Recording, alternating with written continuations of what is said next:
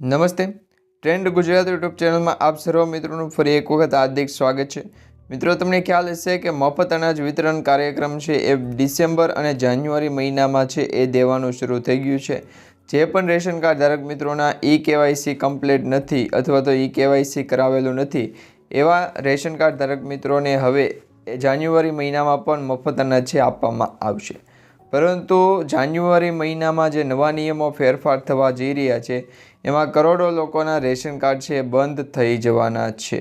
કારણ કે તમને જણાવી દઈએ કે 1 જાન્યુઆરી 2025થી જે સરકાર દ્વારા અને NFSA national food security act હેઠળના કાયદા કાનૂન છે એ અને ધારાધોરણ પ્રમાણે જે રેશન કાર્ડમાં ફેરફાર કરવામાં આવ્યા છે એ રેશન કાર્ડના ફેરફારો આજના વિડીયોમાં જોશું. તો દરેક મિત્રોને ખાસ વિનંતી છે, આજનો આ વિડીયો અંત સુધી જોતા રહેજો, છેલ્લે સુધી વિડીયોને જોજો, માહિતી મેળવજો, જેથી કરી તમારા મનમાં કોઈ પણ પ્રકારનો પ્રશ્ન હોય રેશન કાર્ડને લગતો તો એ પ્રશ્નનું સોલ્યુશન આજના વિડીયોમાં તમને મળી જાય.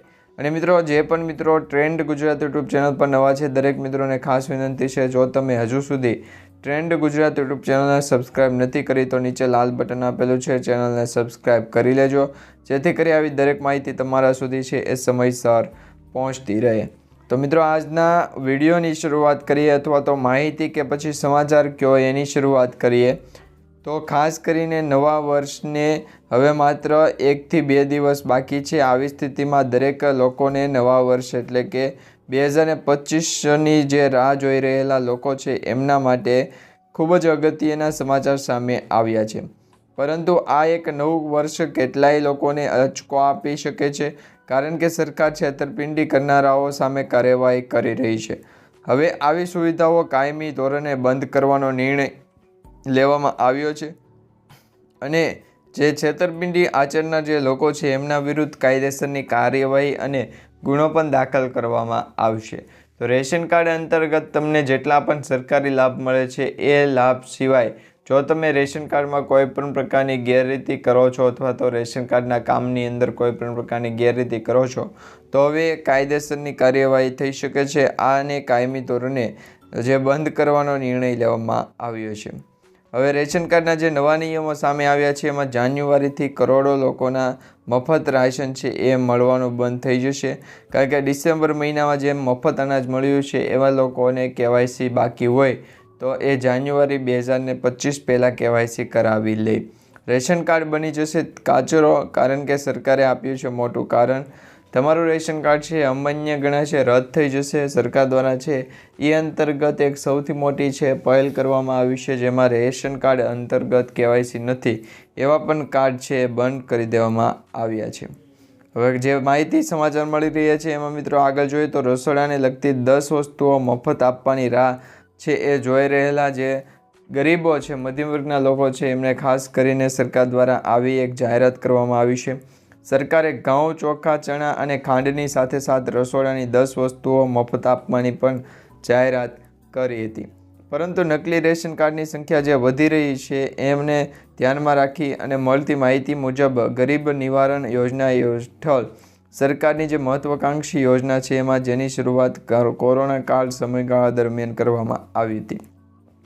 આ યોજના અંતર્ગત રેશન કાર્ડ દીઠ 10 થી 20 કિલોગ્રામ જેટલું મફત અનાજ આપવામાં આવે છે. વિતરણનો જથ્થો કરવામાં આવે છે, જથ્થો છે એ આપવામાં આવે છે. પરંતુ તમને ખાસ કરીને જણાવી દઈએ કે હવે આ યોજનામાં છેતરપિંડીની ગંધ આવવા લાગી છે, જેના કારણે સરકારે અનેક માધ્યમથી નકલી રેશન કાર્ડની ઓળખ પણ કરી રહ્યો છે. તેમજ તેમની સામે ટૂંક સમયમાં કાર્યવાહી પણ કરવામાં આવશે, જેથી સંબંધિત લોકો સામે કાર્યવાહી થઈ શકે છે. રેશન કાર્ડ અંતર્ગત કોઈ પણ લોકો ગેરરીતિ કરશે તો એમના વિરુદ્ધ છે કાયદેસરની સરકારી કાર્યવાહી થશે અને આવા કાર્ડ છે એ બંધ કરી દેવામાં આવશે, બ્લોક કરી દેવામાં આવશે. હાલ મિત્રો, ગુજરાત રાજ્ય સિવાય ભારત દેશની અંદર 80 કરોડ લોકો મફત અનાજનો લાભ લઈ રહ્યા છે. પરંતુ આમાં એવા કરોડો લોકો છે જેઓ અયોગ્ય રીતે આ યોજનાનો લાભ લઈ રહ્યા છે અથવા તો અયોગ્ય રીતે હોવા છતાં યોજનામાં છે એ લાભ મેળવી રહ્યા છે.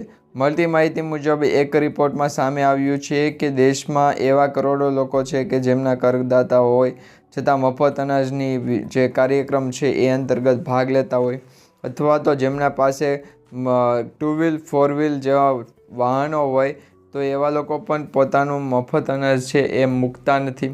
ઘણા લોકો એવા છે જે GST IT રિટર્ન ભરતા હોય એવા લોકો પણ સરકારી અનાજ છે મૂકતા નથી.